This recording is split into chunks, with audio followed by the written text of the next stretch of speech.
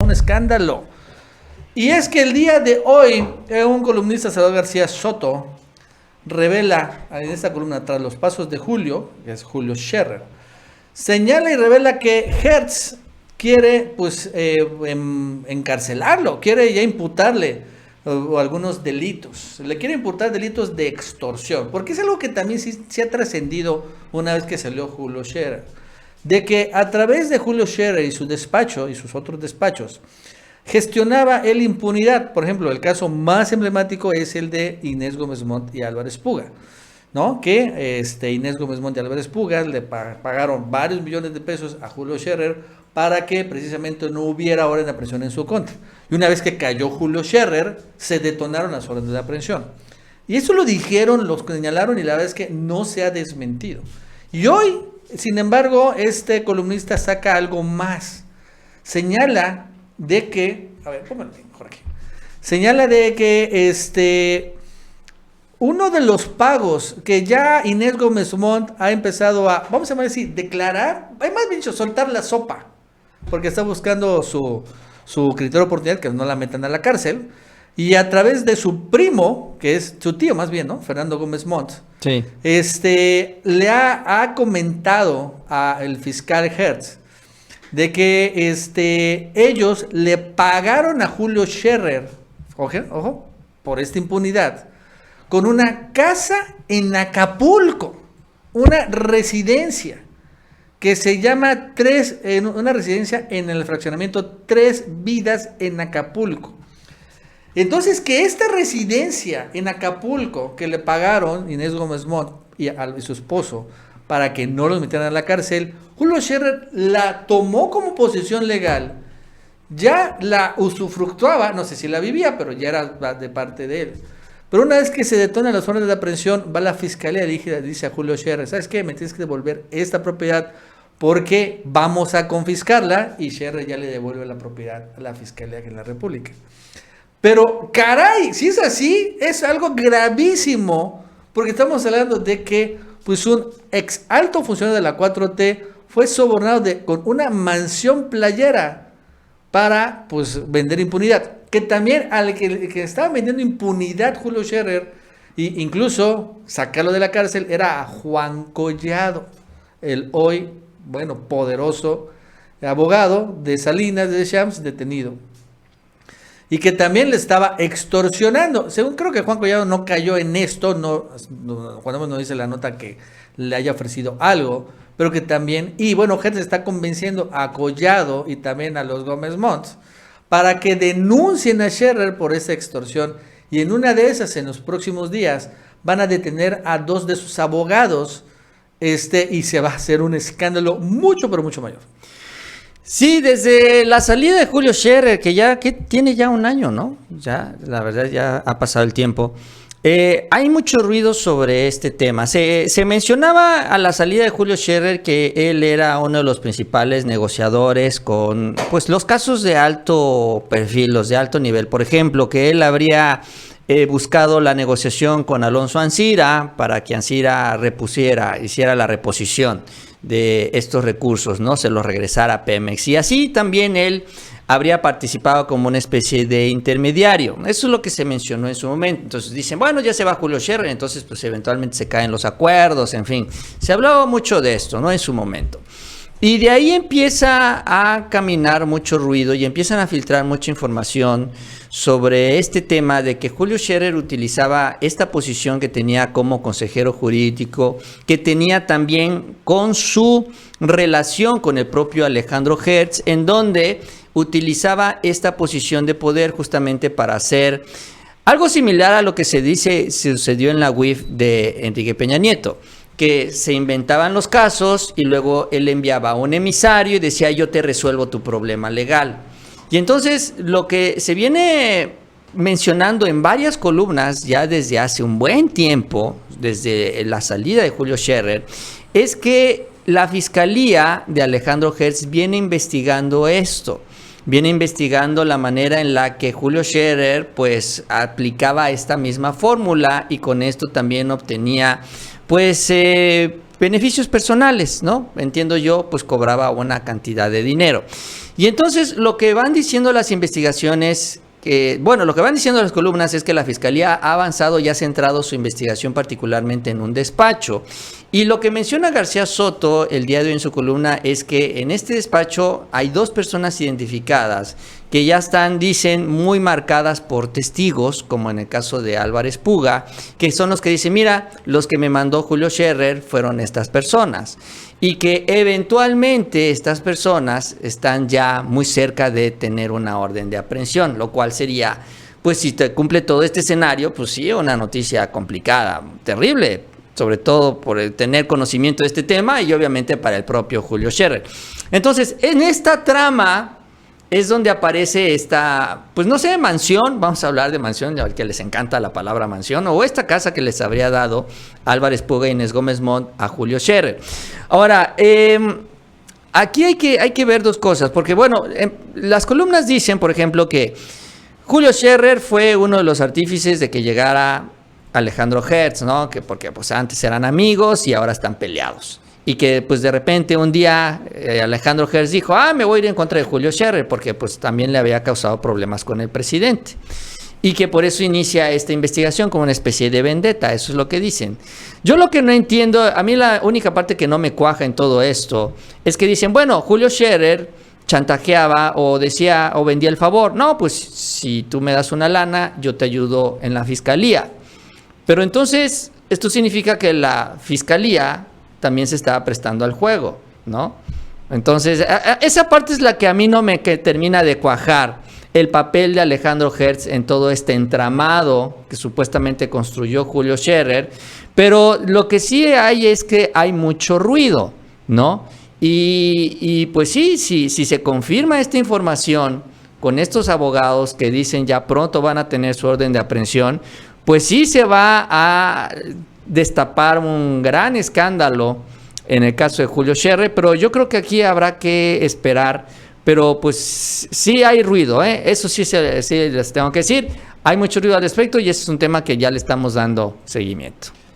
Bueno, antes sí les recordamos que se suscriban, denle like y bueno, vámonos a un tema, el tema principal y es, todo esto nace con un tweet. Y no sé si se acuerdan que, bueno, en medio del montaje, de Lord Montaje sobre el hijo mayor de López Obrador, no debemos olvidar que hay detrás hay un proceso legal contra Loret de Mola. Hace un año, precisamente, Loret de Mola se tuvo que comparecer después de muchos amparos que no quería, compareció con Israel Vallarta, en donde, finalmente está el tema de que si sabía o no sabía que todo era un montaje. Loret de Mola, insiste, dice, jura, perjura de que él no sabía, aunque todo el mundo queda claro que sí sabía. Pero al final, en un juicio, lo importante son las pruebas y los testimonios judiciales. Y lo interesante es que el día de ayer, y eso no ha trascendido, nadie lo dice, solo pocos que sabemos, hubo otra audiencia judicial. Otra audiencia judicial sobre este juicio donde está involucrado Loret de Mola. Y en esa audiencia judicial el testigo estrella fue el reportero de Televisa, Pablo Reina. Precisamente, vamos a poner aquí, el que estuvo ahí en la mañana, ¿no? Sí, el que entrevistó, él estuvo ahí precisamente cuando estaban, a ver, vamos a poner aquí, ¿no? Cuando ahí en la mañana entrevistando a Israel Vallarta, y a ver, vamos a abrir acá, a ver, póngale ahí. El micrófono es de Pablo Reina. Entonces es importante, es un testigo clave y fundamental, porque él estaba ahí en el lugar de los hechos. Loret pues se escuda que él estaba en el foro y no sabe ni más, pero Pablo Reina sí estaba ahí en ese momento, en este momento. Entonces, ¿qué es lo que dijo Pablo Reina ayer? Por eso Pablo Reina fue uno de los que, después de que se supo del montaje, lo despidió en Televisa. Pues eso ya lo he visto en los tweets de Mary Sáenz. Mary Sáenz, desde hace rato, ¿no? Que al final la audiencia de Pablo Reina también se había pospuesto un montón de veces. Un día fue y como que fue con Pablo Reina en un evento, lo encontró y le preguntó, ¿qué onda? ¿Vas a la audiencia a decir la verdad? Y él dijo, sí, voy a decir la verdad. Y ayer que se celebró la audiencia, dijo la verdad, y vamos a leer el tuit de Mari Sáenz. Confirma Pablo Reina, quien dio la orden de cobertura, quien le avisó a él y a Televisa, y cómo se enteró que todo era un montaje, el que decía que yo no sabía que era un montaje, sí sabía, o sea, Loret, y que hoy que destapé muchas botellas de vino y que imité el payaso, bro, porque Genaro García Luna y CP están presos. O sea, que al final, que es Cárdenas Palomino, ¿no? Cárdenas Palomino, que sí sabía Loret de Mola y él ordenó, que incluso también sabía a través de dichos de Genaro García Luna, otro reportero o ex reportero de Televisa, Amador Narcia, que también todos ellos sabían de este gran montaje, que Genaro García Luna se los había comentado, que no era en lo absoluto una transmisión en vivo, porque pues en ese momento nadie sabe nada, pero que sí todo fue un gran montaje, señaló Pablo Reina, cuando menos en lo que no tengo obviamente acceso a la audiencia judicial, pero sí a través de Mari Sáenz y a través de, fuentes ahí, de que es lo que dijo Pablo Reina, lo cual, pues da un vuelco, porque ahora, Loret de Mola, cae en este delito de perjurio, ¿no? Al final él declaró algo que fue mentira, y por lo tanto, en este tema de la audiencia, por todo este tema de Israel Vallarta, puede venir una denuncia penal en su contra. Sí, entiendo yo que después también y con las implicaciones de este testimonio tiene que venir un careo del propio Pablo con las personas a las que él hace alusión, con el propio Loret, porque este testimonio no se tenía, con el propio Amador Narcia, que es otro de los reporteros, periodistas ahí de Televisa que también aparece involucrado, y en general con todos los personajes que menciona el propio Pablo. Entiendo yo, tendré que darse un careo para ir definiendo realmente qué es lo que pasó. En eso... Y muchos dirán, porque hasta ahora lo está empezando a decir, porque hasta ahora son tan transparentes. Bueno, es que la diferencia es que ya el sistema no lo controlan ellos.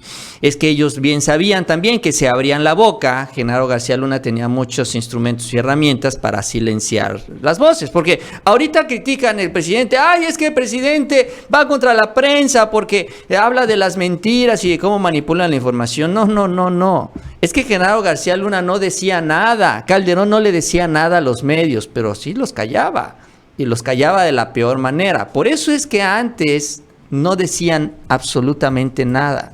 Así como el caso no avanzó, finalmente también estuvo detenido durante tanto tiempo. Pero ahora, ya las cosas son distintas, ya no tienen control del sistema, más bien están viendo cómo salvarse porque están detenidos, y entonces ya... hay mayor seguridad, entiendo yo, y tranquilidad de sacar estos temas a la luz. Y por eso es que nos vamos enterando tantos años después de estos datos y detalles. Yo espero que, con esta información el juez le dé seguimiento al tema y sí, tengamos un nuevo careo, que eso es lo que se debería de dar. Bueno, antes de seguir les recordamos que se suscriban, denle like y vámonos a otro tema. Mauricio, hace unos días... se viralizó, estamos hablando de Ricardo Anaya, de que, él se iba a presentar una audiencia judicial, no llegó porque, el juez se enfermó del COVID, bla, bla, bla, pero ese mismo día se destapó un nuevo escándalo y es donde vemos que la Fiscalía General de la República, se lanzó contra la esposa de Ricardo Anaya y la puso como la gran cómplice, ¿no?, de Ricardo Anaya, así que, como otras esposas, ella iría a la cárcel. Y la nota sí lo puso Milenio. Ricardo Anaya encubrió soborno de Lozoya con préstamos a su esposa. Esto en declaraciones judiciales de la Fiscalía General de la República. Y es que señaló, ¿no?, la Fiscalía relacionó que los 6 millones de pesos que Lozoya dijo haberle entregado a Ricardo Anaya, se lo entregó, debemos recordar, en efectivo, se convirtieron después en 2 préstamos recibidos por la esposa del panista Carolina Martínez Franco a ella, ¿no?, que le dio Anaya. O sea, Anaya le dieron una maletona en efectivo, así. Entonces dice, ¿qué hago con este efectivo? Porque no pueden utilizar el efectivo de esta manera, porque no puedes comprar una casa, no puedes comprar un coche, no puedes hacer nada, tal vez ir al restaurante. Entonces tienen que lavar el dinero, por eso hay que lavarlo. Entonces él decide, bueno, vamos a lavarlo, ¿cómo? Pues este dinero voy a prestarle a mi esposa 5,500,000 pesos, y entonces así justifico que mi esposa pues ente ese dinero. Entonces le pregunta al SAT, oye, ¿ese dinero de qué es? Ah, es que me lo prestó mi esposa. Ah, ok, muy bien. Se vale, que entre esposos se presten dinero de una manera legal, legítima, incluso fiscalmente hablando, se vale. Pero obviamente esto no tiene nada que ver con eso. Entonces le presta. Y entonces dice la fiscalía, a ver, ¿cómo? ¿De dónde salió ese dinero? Porque según Anaya, pues durante los 3 años que fue diputado federal, ganó ingresos sin gastos 3 millones de pesos en 3 años. Entonces, ¿de dónde sacó Ricardo Anaya esos 5,500,000 que le prestó a su esposa? Pues entonces dice la fiscalía, es el dinero del soborno, ¿no? Entonces, y no solo eso, después la mamá de Ricardo Anaya le prestó 2 millones y tantos a la esposa de Ricardo Anaya. Entonces, en un año, Mauricio, obtuvo la señora, la esposa de Ricardo Anaya, 7 millones de pesos en préstamos, ¿no? Hizo su cuenta bancaria, se hizo gigantesca, enorme, monumental, porque todo el mundo le prestó. Yo no sé qué necesitaba hacer la esposa de Anaya, que necesitaba tanto dinero en préstamos, pero bueno. Y eso es lo que sucedió, y la verdad es que, pues por esa razón, obviamente, la esposa de Ricardo Anaya, Carolina Martínez Franco, pues tiene un pie en la cárcel. Sí, es una situación complicada, ¿no? Para Anaya, porque pues lo que ya está haciendo la fiscalía es sustentar, ¿no?, esta investigación en contra de la esposa de Ricardo Anaya y en contra de la mamá de Ricardo Anaya. O sea, no solo es su esposa, sino también su mamá, porque bueno, se refiere que el dinero que utilizó la mamá es exactamente lo mismo, lo habría recibido de los sobornos y se le habría entregado a la esposa de Anaya. Y pues es exactamente lo mismo que se dio en el caso de Lozoya. Acuérdate que la mamá de Emilio Lozoya, con las acusaciones que tiene la fiscalía, pues actualmente está en esta prisión domiciliaria y pues se le pidió una sentencia de 25 años, nada más por pues servir de prestanombres, utilizar las cuentas, sus cuentas para mover el dinero de los sobornos de Lozoya. Entonces, si estamos también hablando de pues de lo mismo para mover el dinero de los sobornos de Anaya, pues la verdad es que pues sí, el panorama no es muy alentador. Y aquí, pues yo sigo sin entender porque no tengo esa mente que ellos tienen, que ellos utilizan para esto, pero pues si es que si embarran a su familia con todo esto, pues qué es lo que pues va a suceder, que pues todo esto va a tener consecuencias no solo en ellos, sino también en su familia, hablando de su mamá y en este caso también de la esposa. Hay que ser honesto, Mauricio, también las propias esposas no son víctimas, son cómplices. Bueno, o sea, como Inés Gómez Mont, ¿no? Es que eso pasa mucho. Por ejemplo, a ver, ese es el caso, me embarra la esposa y con un pie en la cárcel. Lozoya también embarró a su esposa, de origen alemana, y tiene su orden de aprehensión. Si la agarran a la cárcel, la mamá está en el bote. Hasta yo me quedé de Lozoya. Y también, evidentemente, Álvarez Puga, pues embarró a su esposa Inés Gómez Mont. Pero, repito, tampoco son víctimas, son cómplices. Cómplices. Sucede esto, Mauricio, trascendió. El día de ayer Anaya intentó decir, no es cierto, no es cierto. Se ve que obviamente la esposa le dijo, güey, bebé, no quiere ir a la cárcel. Como la Chayo Robles. Entonces le dijo, no, este dinero, dice, es como desde que trabajé como servidor público en Querétaro. Ok. O sea, porque antes que Ricardo Anaya fuera diputado federal y líder nacional del PAN y todo eso, pues estuvo trabajando pues en muchos cargos allá en Querétaro. Fue diputado local, fue secretario particular de no sé qué, en fin, ¿no? Tuvo chamba de funcionario público, pero obviamente funcionario público local de Querétaro. Entonces dice Anaya que ahí amasó una fortuna como de 5 millones de pesos, ¿no? Y que por una extraña circunstancia, en la misma fecha que Lozoya le dio la maleta de dinero, él le quiso prestar a la esposa. Esa nadie se lo cree, pero bueno, eso es lo que quiere decir Ricardo Anaya. Intentó ahí defender a la esposa. Pero bueno, ahí la fiscalía, pues no dude tantito que, pues, mientras investigo, pues también meto al bote a la esposa, ¿no? En lo que se deslindan responsabilidades y checamos si es cierto o no. Sí, sobre todo porque lo que se da a conocer esto sobre su esposa, se da a conocer el día que pues supuestamente estaba agendada la audiencia, la que se terminó posponiendo para el 14 de febrero. Y yo creo que entonces como que le están diciendo a Naya, bueno, pues entonces si vamos a posponer esto, pues vamos a aprovechar el tiempo para que en la audiencia también pues no solo metamos tu caso, tus evidencias, sino también ahí mismo le digamos al juez cómo moviste el dinero del soborno y dónde terminó y en qué cuentas terminó, incluyendo la de tu esposa. Creo que también incluso la de su mamá, ¿no? Porque estamos finalmente hablando de estas dos personas. Pero pues yo creo que esa va a ser, pues ese es el mensaje que le dan a Naya, ¿no? Prepárate porque mientras más se posponga esto, peor te va a ir en la audiencia.